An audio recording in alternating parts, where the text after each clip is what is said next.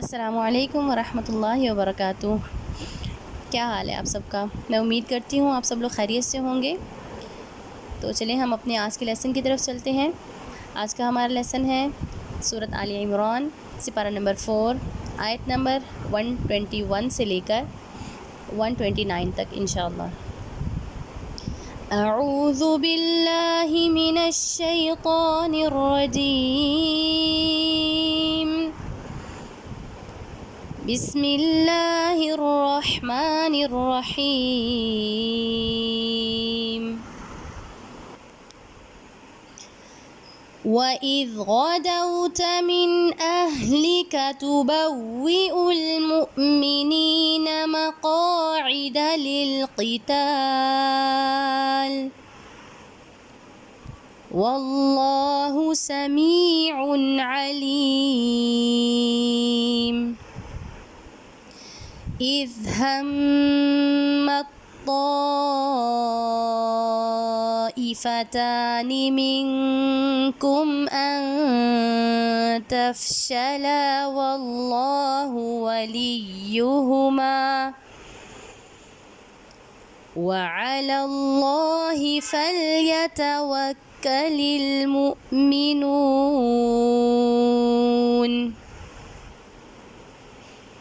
ولقد نصركم الله ببدر وأنتم أذلة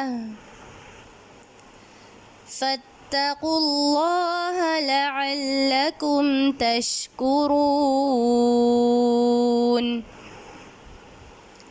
إذ تقول للمؤمنين ألن يكفيكم أن يمدكم ربكم ب3,000 من الملائكة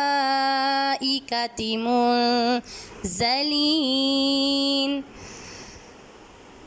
بلى إن تصبروا وتتقوا ويأتوكم من فورهم هذا يمددكم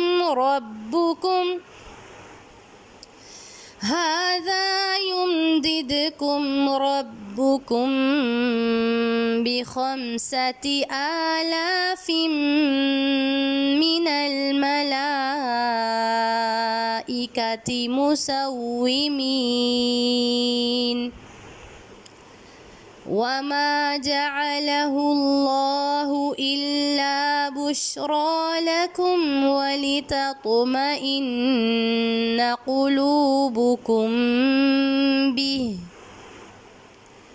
وما النصر إلا من عند الله العزيز الحكيم. ليقطع طرفا من الذين كفروا أو يكبتهم فينقلبوا خائبين. ليس لك من الأمر شيء أو يتوب عليهم أو يعذبهم فإنهم ظالمون. ولله ما في السماوات وما في الأرض يغفر لمن يشاء ويعذب من يشاء والله غفور رحيم. صدق الله العظيم. मैं आप सब लोगों का बहुत शुक्रिया अदा करती हूँ कि आप लोग माशाल्लाह कुरान लेसन बहुत तवज्जो से और इंटरेस्ट के साथ सुनते भी हैं और उसमें पार्टिसिपेट भी करते हैं और आप लोग बहुत अच्छे अच्छे कमेंट्स करते हैं। आप सब लोगों का बहुत बहुत शुक्रिया हौसला अफ़ज़ाई करने का।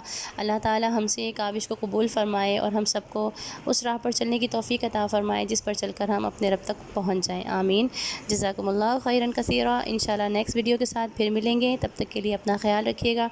अस्सलामु अलैकुम व रहमतुल्लाहि व बरकातुहू।